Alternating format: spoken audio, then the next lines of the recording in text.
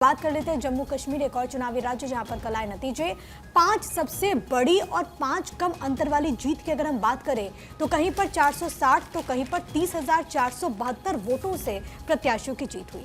सबसे बड़ी जीत हम आपको बता देते हैं, इसमें देवेंद्र सिंह राणा का नाम है, जो कि भारतीय जनता पार्टी के टिकट से चुनावी मैदान में रहे। नगरोटा से उन्होंने चुनाव कंटेस्ट किया। 30,472 वोटों के अंतर से उन्होंने नेशनल कॉन्फ्रेंस के प्रत्याशी को शिकस्त दी। इसके अलावा सुरजीत सिंह सलाथिया, जो कि भारतीय जनता पार्टी के कैंडिडेट सांबा से चुनावी मैदान में उतरे थे, 30,309 वोटों के अंतर से नेशनल कॉन्फ्रेंस प्रत्याशी से वो जीते। इसके अलावा जे मीर, जो कि कांग्रेस के प्रत्याशी थे, डोरू और अनंतनाग वाली सीट से वो उतरे थे। 29,728 वोटों के अंतर से पीडीपी प्रत्याशी को उन्होंने शिकस्त दी। इसके बाद श्यामलाल शर्मा, जो कि भारतीय जनता पार्टी की टिकट से जम्मू उत्तर से अपनी किस्मत को आजमा रहे थे, उन्होंने भी एक बड़े अंतर से जीत हासिल की। 27,363 का ये आंकड़ा हो जाता है। उनके प्रतिद्वंदी नेशनल कॉन्फ्रेंस को उन्होंने यहाँ पर झटका दिया। इसके अलावा सुरेंद्र कुमार, जो कि यहाँ पर फिर से बीजेपी के टिकट पर मारहा से उन्होंने चुनाव लड़ा, 23,086 वोटों के मार्जिन से वो यहाँ पर जीते हैं। उन्होंने निकटतम प्रतिद्वंदी कांग्रेस के प्रत्याशी को वहां पर हराया है। इसके अलावा अगर कम वोटों से जीत की अगर हम बात करें तो उसमें सबसे पहला जो नाम आता है वो रफीक अहमद नाइका आता है, जो कि पीडीपी के कैंडिडेट हैं और वो त्राल से उतरे थे। सिर्फ 460 वोटों के अंतर से कांग्रेस प्रत्याशी को उन्होंने हराया। शगुन परिहार एक इकलौती महिला उम्मीदवार जिनको भारतीय जनता पार्टी की तरफ से चुनावी मैदान में उतारा गया। भाजपा के टिकट से किश्तवाड़ से उतरी थी। 521 मतों के अंतर से उन्होंने सज्जाद अहमद किचलू को हराया। अच्छा, आपको याद होगा कि उनके बारे में खुद प्रधानमंत्री नरेंद्र मोदी और तमाम बड़े चेहरे अमित शाह भी इस बात का जिक्र करते थे कि किस तरीके से उन्होंने अपने पिता को, उन्होंने अपने चाचा को खो दिया आतंकवादी घटना में। उनको जहां पर जीत मिली, हालांकि मार्जिन बहुत कम था। तीसरा नाम रफीक अहमद मलिक का, जो कि पीडीपी के कैंडिडेट त्राल से 460 वोटों के अंतर से कांग्रेस प्रत्याशी सुरेंद्र सिंह को उन्होंने हराया। इसके अलावा एक और बहुत चर्चित चेहरा सज्जाद गनी लोंग का, जो कि पीपल्स कॉन्फ्रेंस के अध्यक्ष हैं।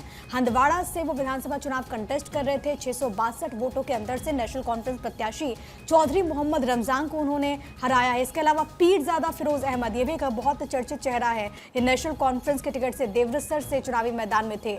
840 वोटों के अंतर से पीडीपी के प्रत्याशी को हराया। तो ये 5 सबसे ज्यादा मार्जिन वाले और 5 सबसे कम मार्जिन वाले हार और जीत के बारे में हमने आपको बताया। और दिलचस्प ये है कि इसमें से कई सारे ऐसे कैंडिडेट हैं जिन्होंने बहुत अच्छा प्रदर्शन किया है। इसमें आप ये भी देखिए कि केंद्रीय मंत्री डॉक्टर जितेंद्र सिंह के भाई ने भी एक बहुत बड़े अंतर से यहाँ पर जीत हासिल की है। इसके अलावा कई चर्चित चेहरे जो कि इस चुनाव में हार गए।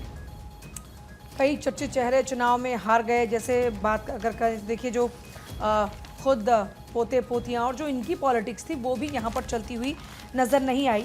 और ख़ास बात यह है कि हार का सामना करना पड़ा। इसके अलावा देखिए, अगर बात करते हैं 1987 से अब तक की अगर बात करते हैं तो पहली बात तो ये 5वीं सरकार है गठबंधन की। दूसरा ये कि अभी 5 सबसे पहले आप चेहरे देख रहे हैं कि कौन कौन जीते और कम मार्जिन से कौन जीते, वो आपको पूरा आंकड़ा प्रिया ने दिया।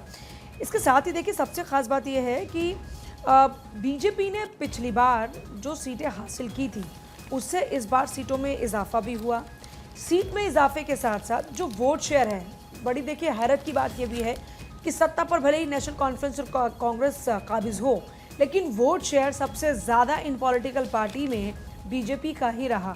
तो बीजेपी के लिए अपने आप में एक बड़ी अचीवमेंट ये है कि अब तक का सबसे अच्छा परफॉर्मेंस रहा, क्योंकि सीटों में इजाफा हुआ, सीटों में इजाफे के साथ साथ वोट शेयर में इजाफा हुआ। लेकिन दुख की बात यह है कि कश्मीर की अगर बात करते हैं तो उधर पार्टी जिन भी सीटों पर चुनाव लड़ी वहाँ पर जीत नहीं पाई। बस वहाँ पर एक झटका ज़रूर है। और 2014 के विधानसभा चुनाव में कांग्रेस ने 18% 14 में और 12 सीटें हासिल की थी। इस चुनाव में 6 सीटें मिली और मत प्रतिशत भी घटा है। तो कांग्रेस का जो मत प्रतिशत है वो घटा है और 11.97% रह गया।